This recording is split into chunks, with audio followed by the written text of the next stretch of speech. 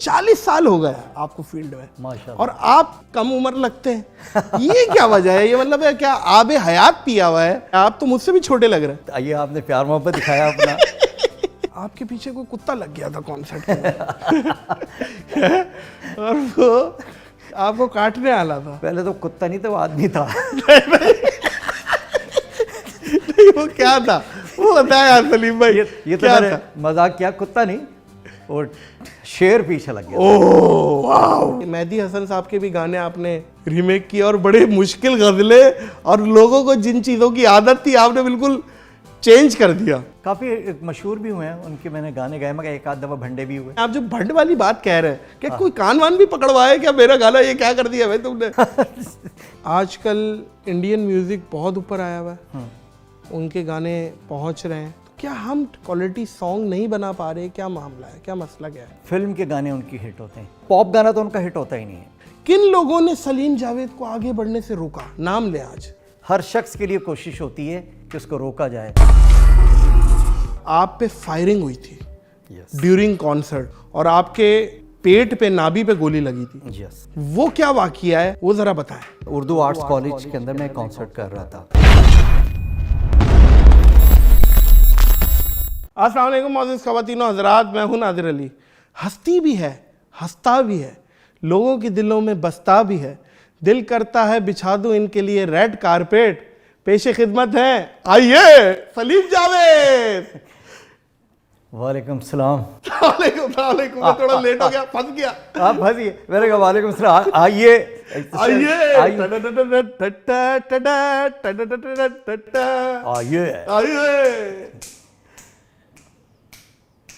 गा दे।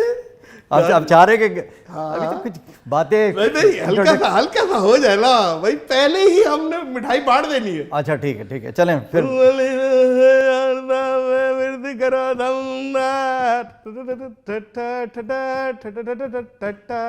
मैं अली बाकी मामदा में विरद करा दम दम, हुड़वे तजल्ले नूर दे जो कतरे शबनम। मैं पढ़ी नमाजा इश्क दी, दूर होवे सब गम दे। मैं गावा जुगनी तेरी, मैं गावा जुगनी तेरी, मैं गावा जुगनी सजना दी। अल्लाह बिस्मिल्लाह तेरी जुगनी, हाय सोनिया तेरी जुगनी, मौला वाले आ तेरी जुगनी।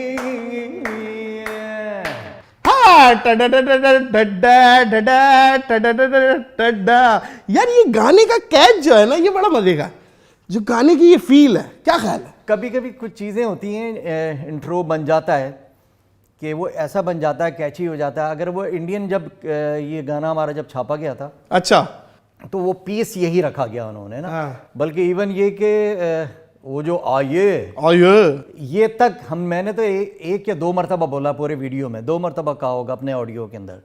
वो कोई इन्होंने तो थोड़ी देर बाद वो बोलते थे। मैंने कहा ये बड़ा मशहूर हो गया था, ये हर कोई एक दूसरे को आइए बुलाने। मुझे पीछे से बहुत सारी आवाजें इसी तरह आती हैं, आइए। उनका समझ लो कि हेलो आए होता है ये, आइए। अच्छा, कुछ मेरे दोस्तों ने मेरा नाम भी रखा हुआ था ये, आइए। हाँ, ये आइए के घर जाना है, दूसरे को यार आइए के घर पहुंचो। सलीम भाई, शोहरत ज्यादा कमाई या पैसा?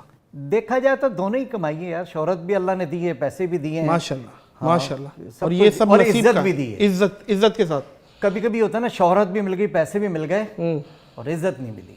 इज्जत नहीं मिली। बहुत सारे लोगों के साथ ये मसला हुआ है।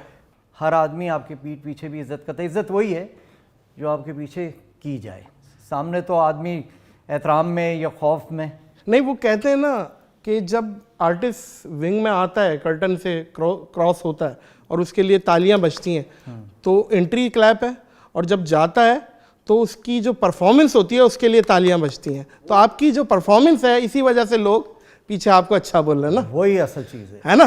बिल्कुल। 40 साल हो गया आपको फील्ड में माशाल्लाह, और आप 40 साल से कम उम्र लगते हैं।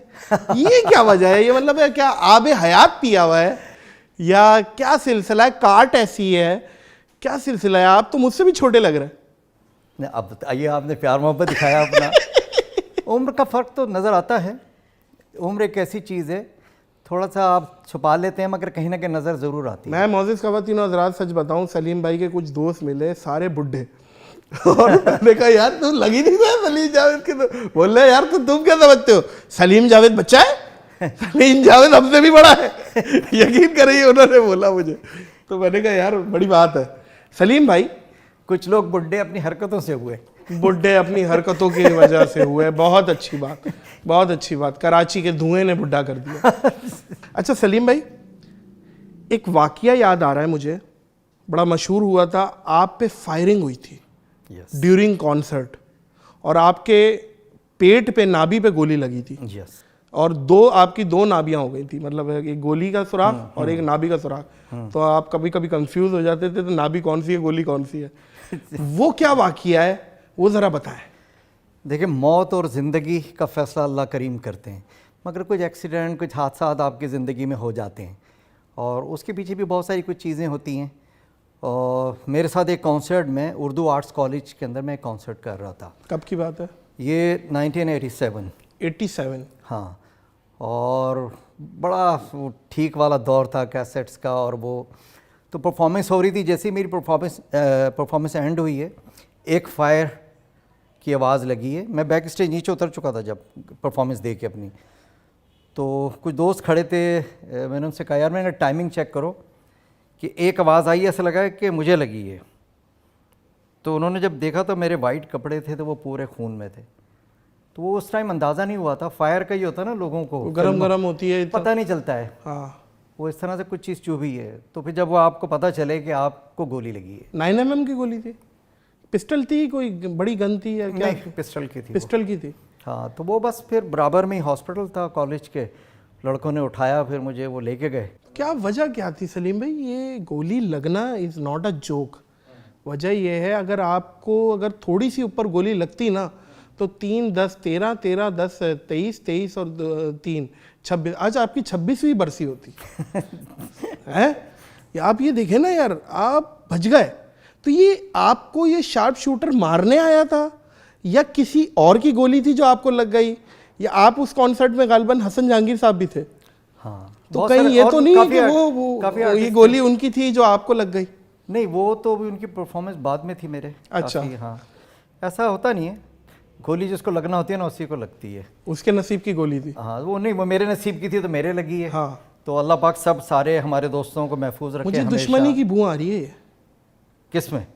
किसी की, कोई टसल में मार के गया है, ये कह नहीं सकते यार, क्योंकि हाँ। पता है आज तक पता नहीं चला है, क्योंकि इसकी आपने एक फायर हुआ है, मेरे लगा है। एक फायर हुआ है, शक किया जा सकता, मगर आप कह नहीं सकते किसने मारी।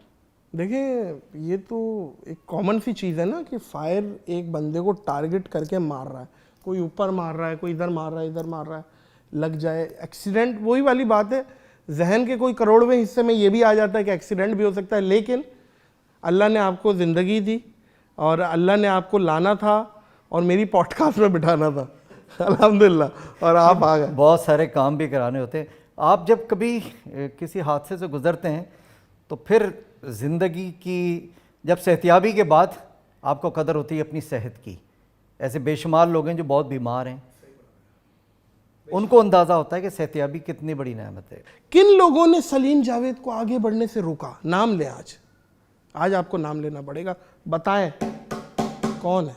मेरा नहीं ख्याल, उसने कोशिश तो की होगी, बहुत सारे लोग आपके लिए भी करते होंगे, हर शख्स के लिए कोशिश होती है कि जो उसके हासिद होते हैं, जो उसके साथ कंपटीशन करते हैं, उसकी कोशिश होती है कि उसको रोका जाए। मगर मेरा ये ईमान है कि कोई किसी को नहीं रोक सकता। हाँ, हसद तो कर सकता है वो, और थोड़ी सी जलन भी, नफ़रत भी कर सकता है, सब कुछ कर सकता है, चालाकियाँ भी कर सकता है, मगर आपको नुकसान नहीं पहुंचा सकता जब तक अल्लाह करीम का हुक्म ना हो। तो मुझे हुए नुकसान। तो आप क्या कह रहे हैं, मतलब कोई कॉन्सर्ट्स में फड्डे नहीं हुए, कोई ऐसी चीज़ नहीं हुई है, मतलब आपकी ये 40 साल के कैरियर में कोई ऐसा वाकया जो रूटीन से हटके हुआ हो और आपको आज तक याद हो यार ये वाकया? नहीं, मेरे साथ तो बहुत सारे वाकयात हुए हैं। जैसे आप ये वाले मामले पे कह रहे हैं कि किसी से झगड़ा नहीं हुआ, मगर कभी एक हमारे दोस्त हैं, एक मैंने चैनल पे जिक्र किया था, थोड़े से नाराज़ हो गए थे इस बात पे। उसने कहीं नाराज़गी का इजहार किसी दोस्त से किया था मेरे अच्छा। कि यार देखो ये क्या बोल रहे हैं। मैंने उनका नाम भी नहीं लिया था, अभी भी नहीं लूँगा। होता ये था कि हर किसी के मशहूर है, हाँ मशहूर है, काफ़ी मशहूर है। जैसे मिसाल के तौर पर मेरी बहुत सारे गाने मशहूर हैं, बड़ी एल्बम मशहूर हुई हैं, बहुत गाने आए, मगर एक गाना एक पहचान बनता है आपकी कोई भी। जो मेरी पहचान बना है वो है जुगनी। जुगनी। अच्छा, जुगनी में जी ठीक है फोक सॉन्ग है पुराना, मगर हमने बड़ी उसमें जिद्दत की है, बड़ी चीज़ें चेंज की हैं जो पाकिस्तान में मुझसे पहले किसी ने नहीं की। जैसे अगर ढोल, इसमें सॉरी आपकी मैं बात काटूं, जैसे आपने कहा ये पुराना गाना है, और मैंने इस पे मैं एक बात कहूं कि अब हमारे बड़े मशहूर कॉमेडियन ने एक बात की थी कि जिसके मुंह से जो चीज़ हिट हो जाए वो चीज़ उसकी है। आय हाय, तो ये जुगनी आपके मुंह से लोगों ने कबूल की है। यस। तो ये गाना आपका है, मैं ये समझता हूँ, कम से कम मेरा ये पॉइंट ऑफ व्यू। और ये वो शख्स जो है वो आर्टिस्ट हमारा, अब उसके जहन में पता नहीं क्या था, उसके जहन में ये था कि शायद मैं इनसे पहले पहुंच के इसकी ये जुगनी गा दूँ तो ये क्या करेंगे। अच्छा। तो वो अच्छा कुछ शोज़ में वो कर गए, आए तो लोग ना वो हिट हुए, जाहिर सी बात है ना उन पे सजती है, ना उनका गाना है ये, ना कुछ है। तो मैं भी उस कॉन्सर्ट में बैठा हुआ देख रहा हूँ मैं। आपकी एंट्री हो रही है? नहीं, अब मेरी एंट्री उसके बाद होगी। उसके बाद मुझसे कोशिश करते थे कि जिस शो में मैं हूँ मुझसे पहले पहुँच जाए, 6 घंटे पहले पहुँच जाए। नहीं करें। अगर उस ऑर्गेनाइजर ने अगर उन्हें 12 बजे बुलाया रात के, हाँ। तो उसकी खुशी होती है 8 बजे पहुँच जाओ कि यार मैं तो 8 बजे से बैठा हुआ हूँ, तो लाजिम मेरी पहले एंट्री होगी। तो वो करते ये थे कि गा जाते थे जुगनी। तो मैंने कभी मेरे को नहीं टोका, गाने तो जब मैं गाता था, जब जाता था तो लोग आवाज़ें और ये, लेकिन ये नाम बता देना ये है कौन? अच्छा मैं थोड़ा एक आंख पत्थर की तो नहीं है? नहीं, मैं बोलना नहीं चाह रहा ये मगर इतना सही पहुंच गया हूं नहीं, मगर दूसरे एक आर्टिस्ट हैं आलमगीर साहब, जो लेजेंड हमारे पॉप इंडस्ट्री के बाबा। मैं तुमको बाबा कहता हूँ। बेशक बेशक, है ना। मैंने तुम्हारी गागर से कभी पानी पिया था, प्यासा था मैं, याद करो। ये उनकी बात हो रही है। एक कॉन्सर्ट था CBM कॉलेज में, मेरा ख्याल किसी कॉन्सर्ट था कॉलेज के अंदर, मैं अधिका के यानी आलमगीर साहब ने पहली एंट्री की। और वो जब आलमगीर साहब भी गाते थे जुगनी उस ज़माने में, जुगनी, तो अच्छा मैं थोड़ा चेंज करके ढोल शोल कॉर्डलेस माइक, ये वो एक शश के लिए आया था बीच बड़े में, बड़े बाल और वीडियो भी हिट हो गया था मेरा। तो आलमगीर साहब से लोगों ने फरमाइश की कि जी जुगनी सुनाए, आवाज़ें आ रही थी क्राउड से, स्टूडेंट से। तो जब उनकी एंट्री वाइंड अप होने लगी तो आलमगीर साहब ने एक जुमला कहा, मैं बैक स्टेज था, आलमगीर साहब से मिला नहीं था। तो आलमगीर साहब ने कहा कि मैं जुगनी आज आपको नहीं सुनाऊंगा। तो लोगों शोर मचा। उसने कहा मैं इसलिए नहीं सुनाऊंगा आपको, ठीक है मैंने भी गाई थी, और मगर बैक स्टेज एक आर्टिस्ट हैं इस शो पे मौजूद हैं, इस कॉन्सर्ट पे, वो आ चुके होंगे या आने वाले होंगे, मैं चाहता हूँ कि आप जुगनी उनसे सुने, क्योंकि अगर मैंने गाई तो शायद इंसाफ ना कर सकूँ। वाह वाह। वो उनसे सुने और वो उनका मज़ा ही कुछ और है। तो मैं आपको माजरत करता हूँ कि मैं नहीं सुनाऊँगा, आप जुगनी उनसे सुनिएगा। तो एक बड़ा आदमी, बड़ा स्टार, ये आपको बात करके गया, अप्रिशिएट, यानी मेरे दिल में उसने जगह बना ली। आलम भाई पीछे आए बैक स्टेज, मैंने उनको गले लगाया, मैंने कहा कितनी बड़ी बात कर दी आपने।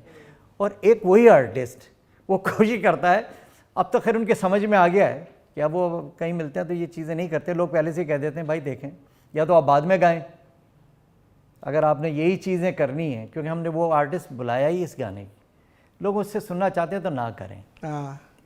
मगर वो होता है, ये सब कुछ है, समझ में नहीं आता लोगों को। अगर समझ में आ जाए ना, कि मैं कहीं अशफाक साहब की एक बात सुन रहा था, पढ़ रहा था कहीं, उन्होंने इतनी अच्छी बात कही, किसी ने उनसे सवाल किया, सवाल करते थे स्टूडेंट होते थे कि हसद क्या चीज़ है।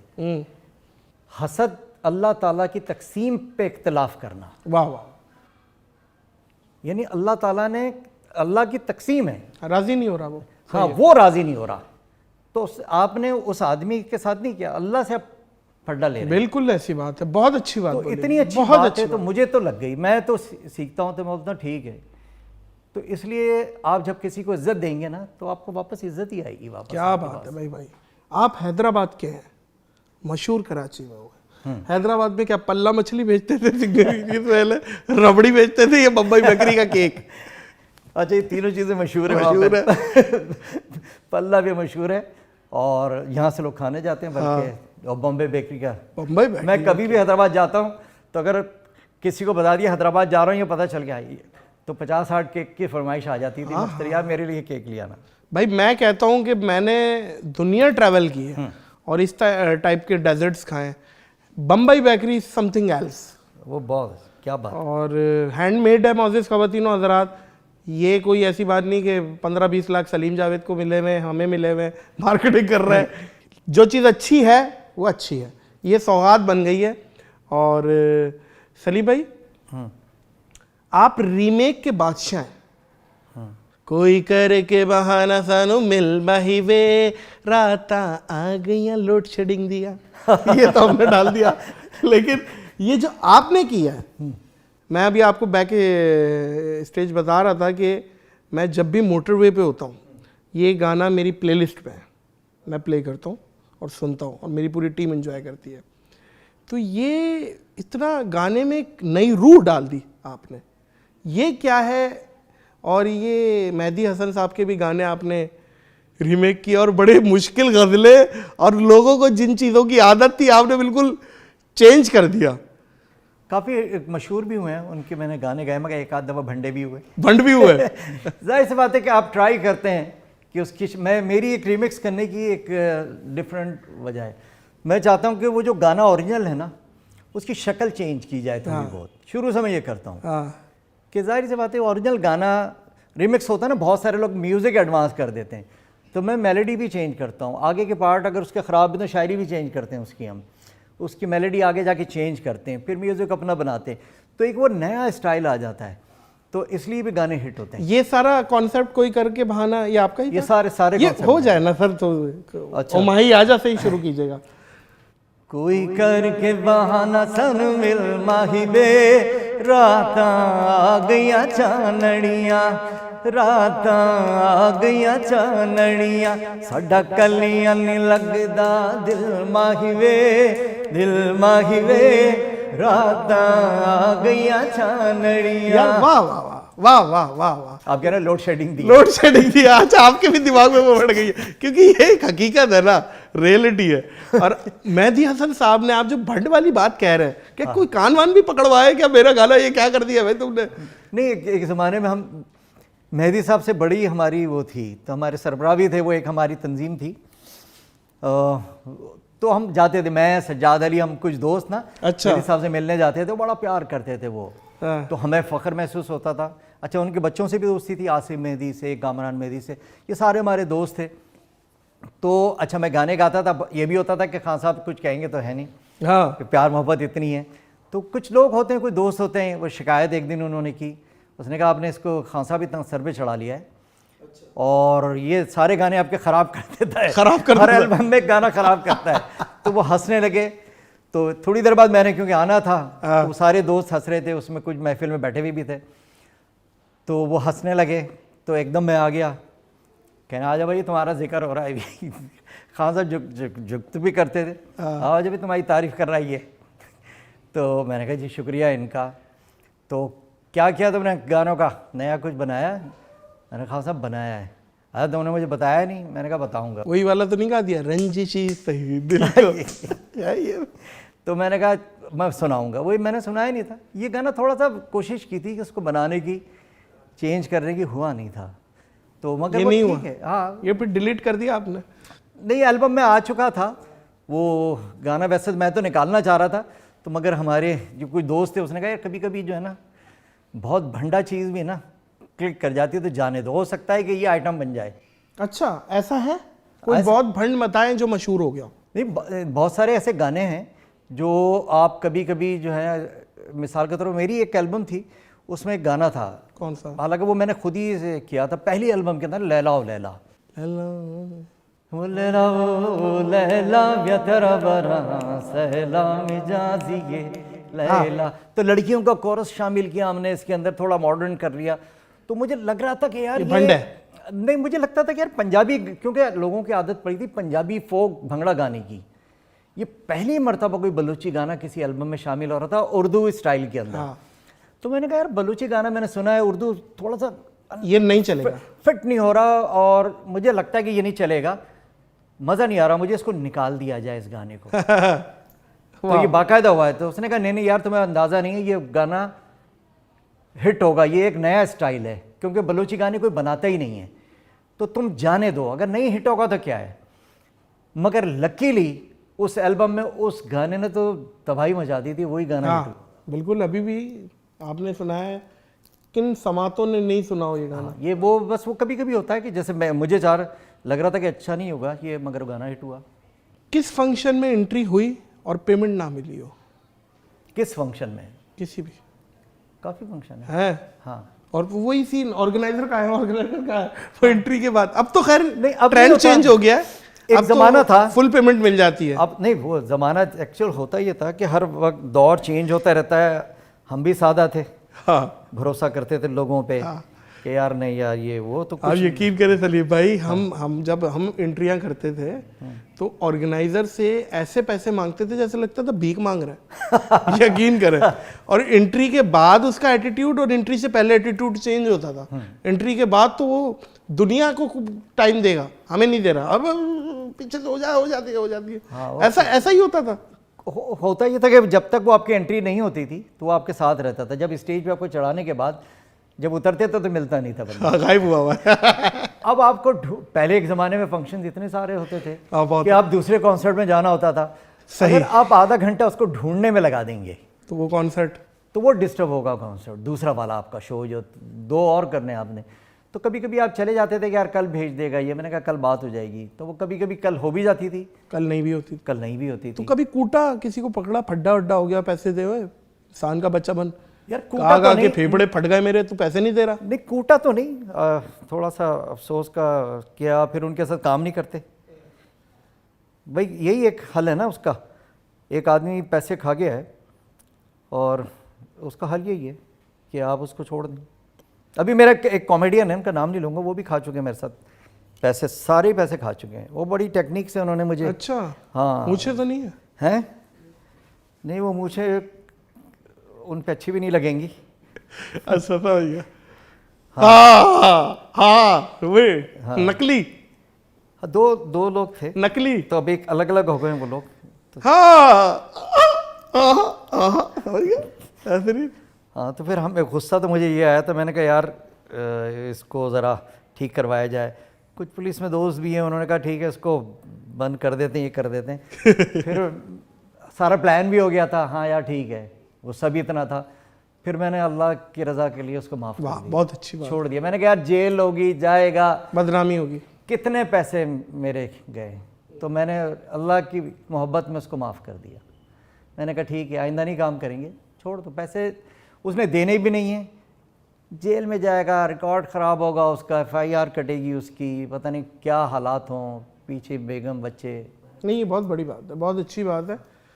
अगर साउंड ख़राब हो तो शो आप करते हैं, छोड़ देते हैं, या क्या करते हैं? मतलब कितना दारोमदार है साउंड का? यार मैं तो बदनाम भी हूँ इस चीज़ पे कि मैं कोई कंप्रोमाइज़ नहीं करता साउंड और बैंड पे। सही है, शो छोड़ देता हूँ मैं। शो छोड़ देते हैं? हाँ, शो छोड़ देता हूँ। अपनी मर्ज़ी का बैंड, अपनी मर्ज़ी का साउंड होना चाहिए, और मैं हर शो नहीं करता।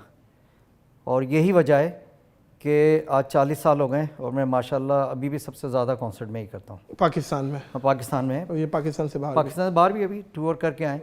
उसकी वजह ये है कि देखें, आप कितने भी अच्छे गायक हों, कितने भी अच्छे कोच हों, ना आपको साज अच्छा ना मिले, म्यूज़िक अच्छा ना हो और माइक अच्छा ना हो, सबसे बड़ी बात, तो लोगों को इससे गर्ज नहीं होता। लोग इतने टेक्निकल चीज़ों को नहीं देखते, लोग ये देख रहे थे कि आप अच्छा नहीं गा रहे, आप अच्छा परफॉर्म नहीं कर रहे।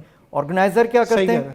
ऑर्गेनाइज़र ये करते हैं कि वो चीज़ लें जो उन्हें सस्ती मिलती हो, उसमें क्वालिटी ना हो, ताकि उस वहाँ से भी पैसे मारे हैं, बैंड से पैसे मारे हैं, उधर से कर कर आके एक बजट वो कर। फिर अनप्रोफेशनल ऑर्गेनाइजर है ना, उसका फिर लंबा चलेगा नहीं। हाँ, वो होता ही, और हमारे बहुत सारे आर्टिस्ट करते हैं, उन्होंने कर करके अपने आप को तबाह कर लिया।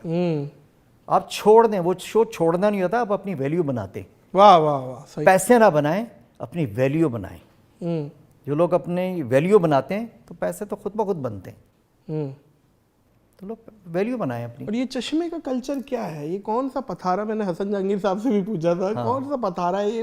जहाँ से वो ले रहे हैं वहीं से आप ले रहे हैं या बाहर से लेके आ रहे हैं चश्मे, इतने अलग अलग चश्मे हैं आपके, ऐसा लग रहा है आप स्काई डाइविंग करने वाले हैं अभी बात कर। भाई मेरा तो आप सबको पता है और मैं बहुत सी मर्तबा कह भी चुका हूँ कि मैंने ये ट्रेंड सेट किया, ये ट्रेंड सेट किया ग्लासेस का। ऐसा ही है। हाँ, मैं तो अभी आपके सामने स्क्रीन पे कह रहा हूँ ये बात कि सबसे पहले मैंने शुरू किया ये ट्रेंड, रात में धूप वाला चश्मा लगाना धूप वाला। ये हालांकि कॉमेडी हुई है बहुत सारे, उमर भाई के हाथ में बहुत चढ़ा हूँ, उमर शरीफ भाई के, अल्लाह मग़फ़िरत और अल्लाह उनकी बख्शिश करे, मोइन भाई।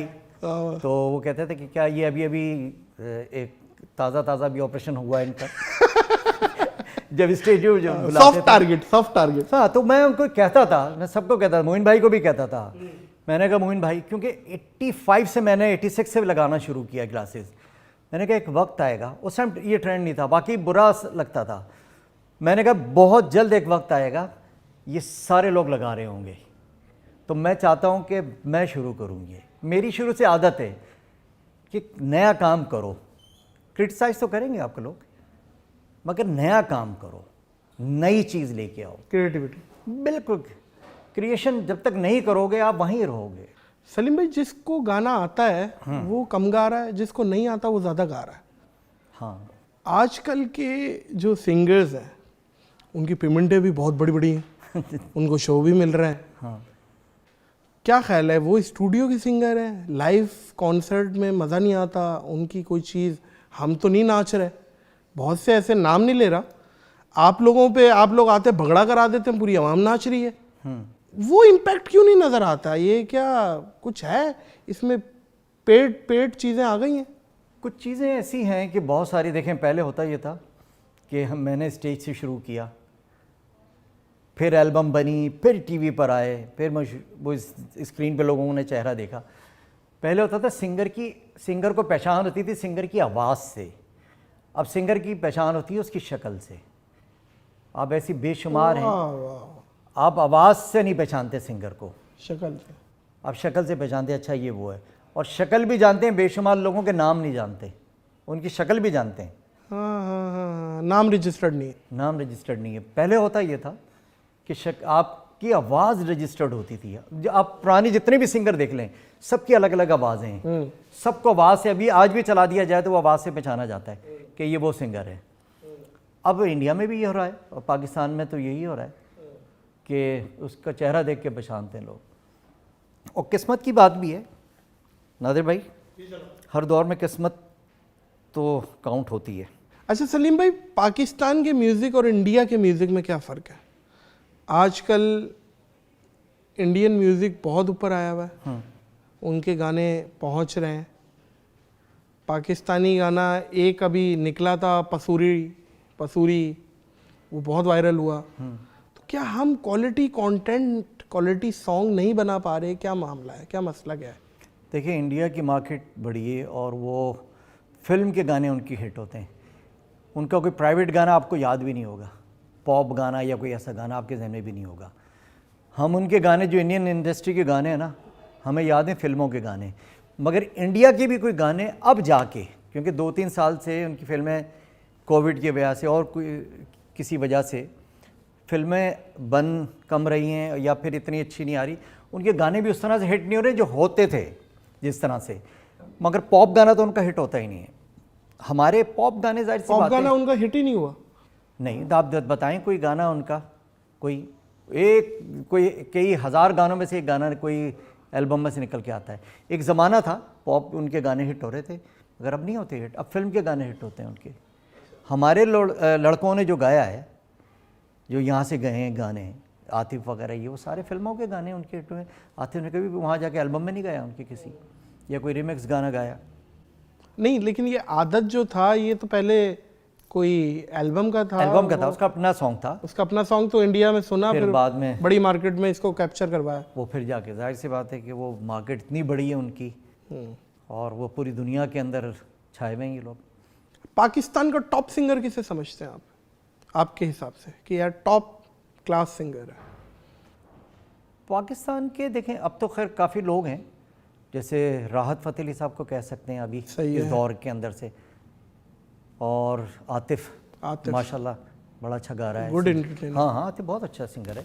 और किसी ज़माने में मुझे लगता था कि ये स्टेज पे इतना मैच्योर नहीं है, इतना अच्छा नहीं गाता, मगर अब स्टेज पे भी वो अच्छा गाने लगा है। हाँ। एक डिफरेंट वोकल है, अच्छी वोकल है उसकी।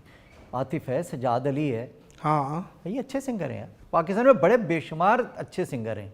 आपका एक वाकया मुझे याद है, आपने बहुत पहले बताया था, आज मैं चाह रहा हूँ फिर से बताएं। आपके पीछे कोई कुत्ता लग गया था कॉन्सर्ट और वो आपको काटने आला था। पहले तो कुत्ता नहीं था, वो आदमी था।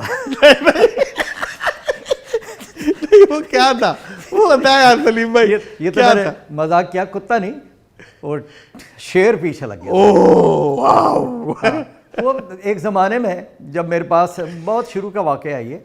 हाँ, अब मेरे ख्याल में नाम उनका भूल रहा हूँ, सेनेटर साहब थे, जाहिद साहब।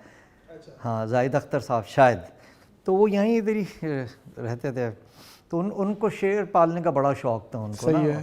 तो बहुत सारे शेर, जाहिर सी बात, उनके घर में शो था। और शौकत रिजवी एक हमारे बड़े ऑर्गेनाइज़र, अल्लाह उनकी बख्शिश करे, हैं नहीं, उन्होंने शो ऑर्गेनाइज़ किया। तो मैं एक शीला गाना गाता, तो मैंने गाना गाया शीला शीला। तो उसको उस दिन बांध के रखा हुआ था उन्होंने, फीमेल टाइगर थी वो ना, अच्छा, चीता, उसका नाम शीला था। शीला था उसका। तो मैं गाना गा के एंट्री ख़त्म करके, परफॉर्मेंस ख़त्म करके चला गया। तो शौकत साहब ने मुझे दोबारा बुलाया, कहने जी फरमाइश आई है कि वो आप दोबारा गाएं। और वो शीला गाना, शीला की फरमाइश है जी, कि अब मैं उस जब गाता था तो वो पिंजरे के अंदर उसने उदम मचा दिया कि बाहर निकालो मुझे। अच्छा, कौन है ये, कौन गा रहा है? हाँ, तो अब वो मेरा जाके नामहरम नाम ले रहा है। फिर तो अच्छा, मुझे पता नहीं, मैं गाने लगा वापस दोबारा आके स्टेज पे, और किसी ने ला के उसको, जो पीछे बांधा हुआ था उसको मेरे पैरों के पास बिठा दिया उसको। तो अब सारे बच्चे जो ना इशारा कर रहे हैं, फैमिली सारी बैठी हुई है कि पीछे तो देखो, पीछे तो देखो, असली पीछे तो देखो, तब हुआ था। तब हुआ है।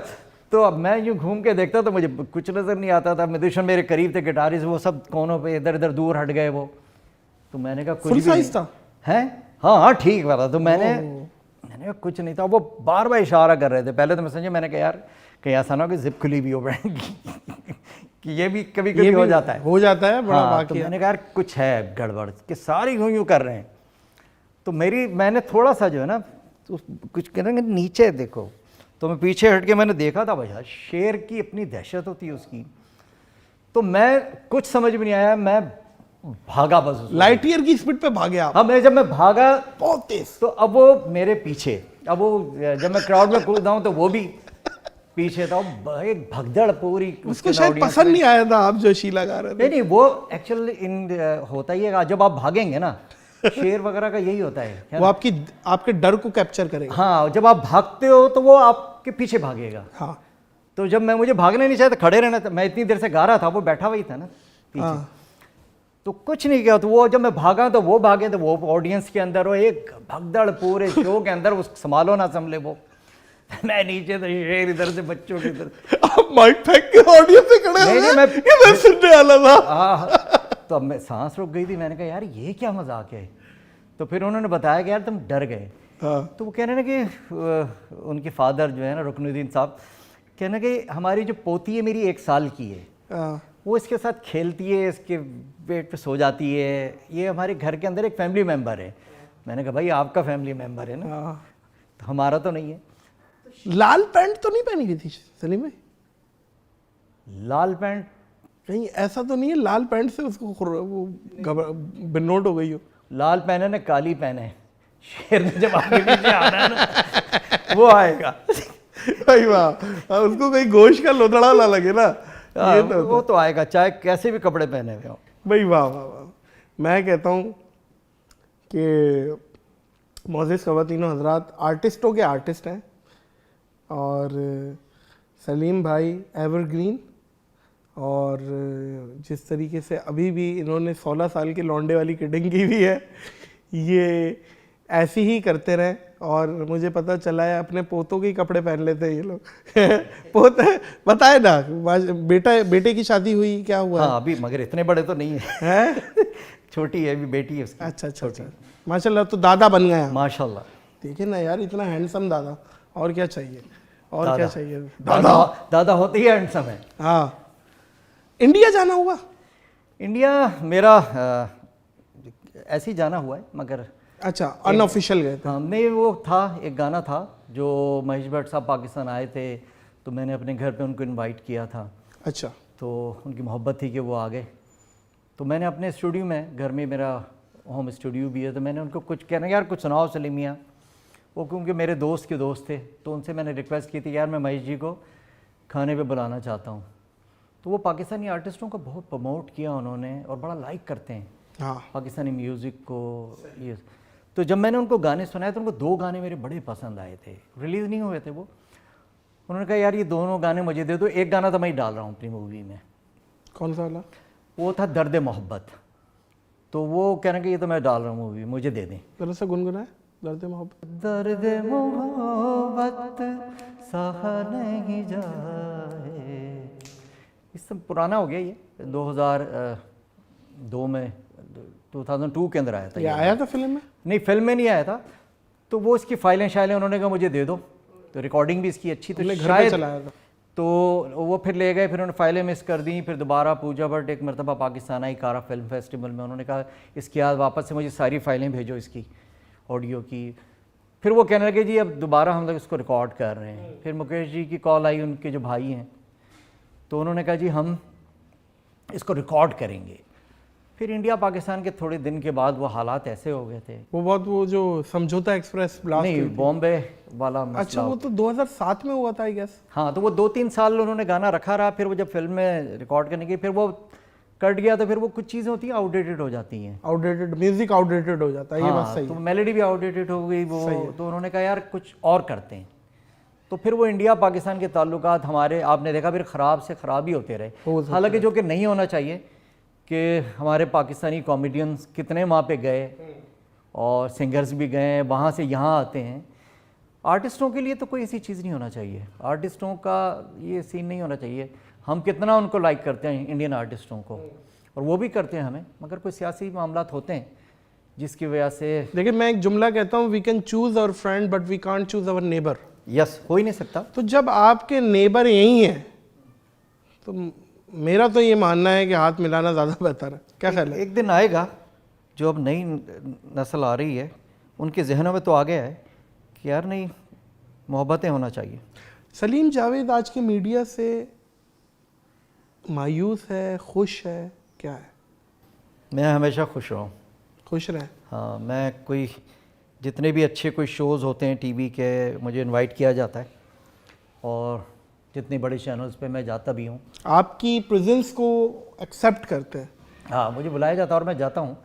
कि कहीं कहीं खुद भी नहीं जाता, बुलाते तो बहुत सारे लोग हैं, जहाँ मुझे लगता है कि इधर सही नहीं है ये, तो वहाँ नहीं जाता। मगर शुक्र अल्हम्दुलिल्लाह कि बुलाया जाता है। फिर आज तो फेसबुक का, यूट्यूब का दौर है, तो कहीं ना कहीं से आपको सुन लिया जाता है, आपको देख लिया जाता है। किसी ने आपको सर्च करना होगा ना, किसी ने कहा जी सलीम जावेद रख लें, तो वो उसको आपके घर आने की ज़रूरत नहीं है, वो वहीं बैठे बैठे चेक करेगा आपको कि मैंने एक हफ़्ता पहले क्या किया है। सिंगर्स पे अक्सर लड़कियां मरती हैं। My God, oh my God, कितना अच्छा गा रहा है।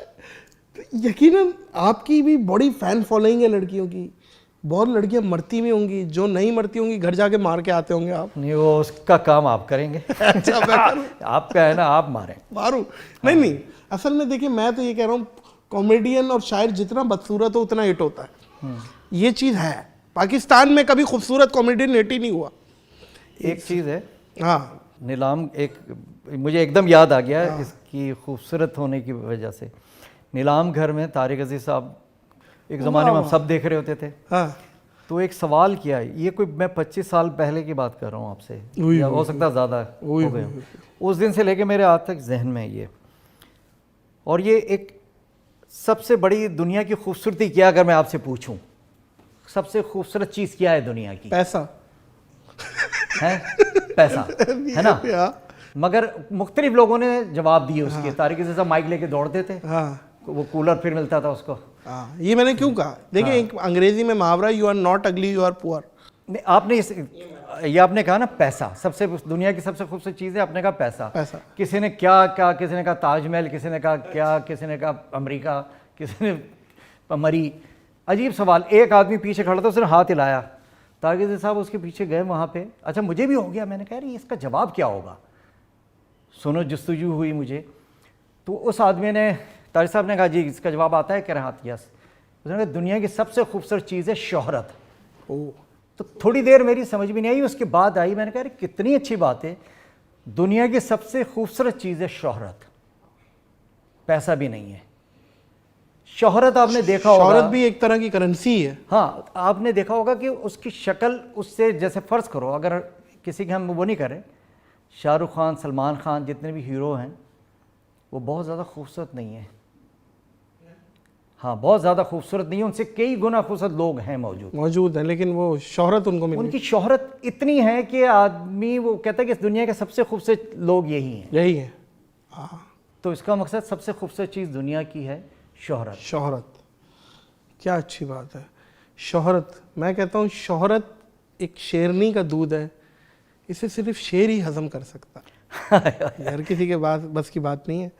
और ये आपने अच्छी बात बताई, एक आम आदमी ने ये चीज़ नोटिस की, क्योंकि मैंने इसको जो बोला है ना, ये करेंसी है। हम कहीं भी जाते हैं, लाइनों से हमें लोग हटा देते हैं, हमें अलग थोड़ी सी स्पेशल, बड़े बड़े ममालिकों में प्रोटोकॉल्स मिल जाते हैं क्योंकि आपकी फेस वैल्यू की वजह से, तो हमें महसूस होता है कि हमें अच्छी ट्रीट किया जा रहा है। ये बात तो है।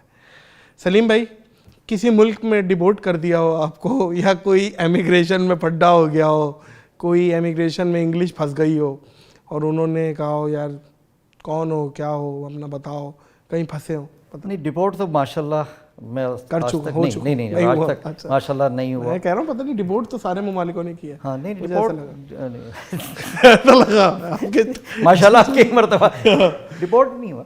और मैंने हमेशा जो है ना, मुझे जो एक चीज़ से खौफ आता है ना नादिर भाई, मैं आज बता रहा हूँ आपको, मैंने कभी ये जिक्र नहीं किया, पता नहीं मैं खौफ ज़्यादा एक चीज़ से होता हूँ, बाकी किसी से नहीं होता। बेइज्जती होने से मुझे बहुत डर लगता है। अल्लाह पाक सबकी इज्जतें रखे। जब आपको लगेगा कि बेइज्जती हो जाएगी तो आप कोई भी बुरा काम नहीं करोगे, तब सही है।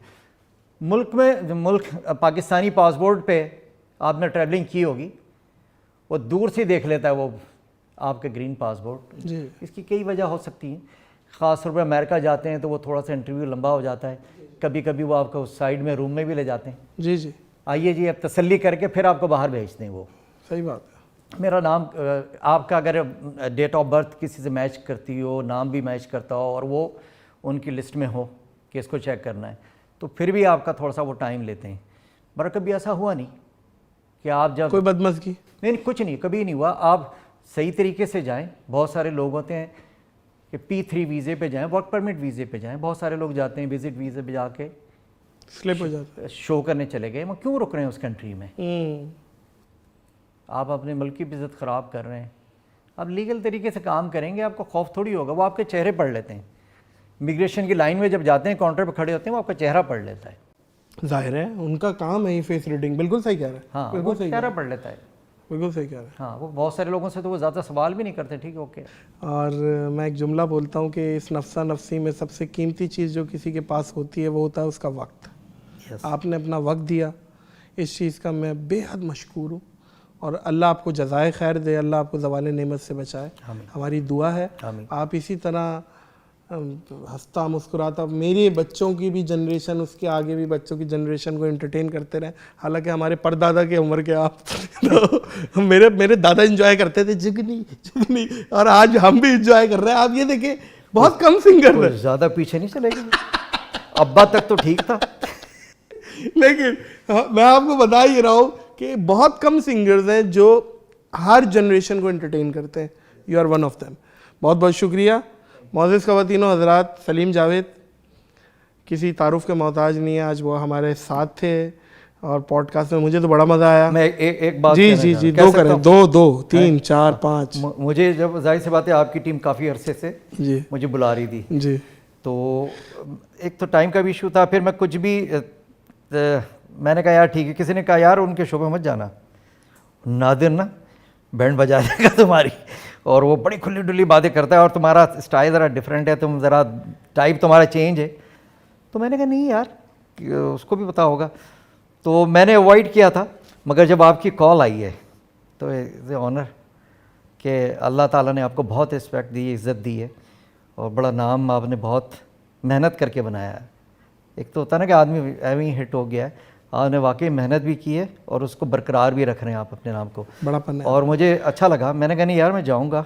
और जब आपने कॉल की तो मैंने कहा यार, जुमला यही कहा था, मैंने कहा यार हाँ मुझे कॉलें बहुत आई हैं आपकी टीम की तरफ से, अब आपकी कॉल आ गई हैं तो मैं मना नहीं करूँगा, मैं आ रहा हूँ। तो बहुत बहुत शुक्रिया। हाँ, तो मैंने कुछ आपकी चीज़ें देखी हैं, मैं एंजॉय करता हूँ। जब मुझे थोड़ा सा एंजॉय करना होता है ना तो मैं सलीम भाई बात पता है क्या है, अगर हम आपकी इज्जत नहीं करेंगे ना तो कोई हमारी कल नहीं करेगा इज्जत, ये तो तय है। हाँ आप हमारे लीजेंड हैं तो हमने भी कल किसी को बनना है लीजेंड, तो पीछे वालों के लिए हमने एक रोल मॉडल भी बनना है कि भाई अपने सीनियर्स की आपने बहुत रिस्पेक्ट करनी है और वो हम करते रहेंगे।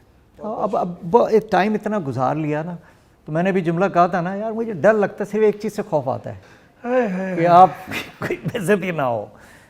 तो इज़्ज़त और ज़िल्लत के मामला तो अल्लाह के पास होते मैंने हैं इसीलिए आपको इस दुआ को ऐड किया, अल्लाह आपको ज़वाले नेमत से बचाए। आमीन आमीन। बहुत बहुत शुक्रिया सलीम भाई। और जाते जाते ये चश्मा मैं रिक्वेस्ट करूंगा ये देते जाइएगा, मुझे असल में वेल्डिंग करनी है नीचे, तो मगर इससे आंखें ख़राब हो जाएंगी। ये वेल्डिंग वाला नहीं है। अच्छा ठीक हो गया। अगर वेल्डिंग वाला ही चाहिए तो मैं भिजवा दूंगा। ठीक है, वो बड़ा वाला नहीं वो आप नहीं भिजवाए, वो मैं हसन जाकिर से ले लूंगा। और इस ख़वातीन हज़रात पॉडकास्ट को इख्तिताम करेंगे इस यकीन के साथ और इस अपनेपन के साथ। अपना बहुत ख्याल रखिएगा। मुझे और सलीम जावेद को दीजिए इजाज़त। अल्लाह हाफ़िज़।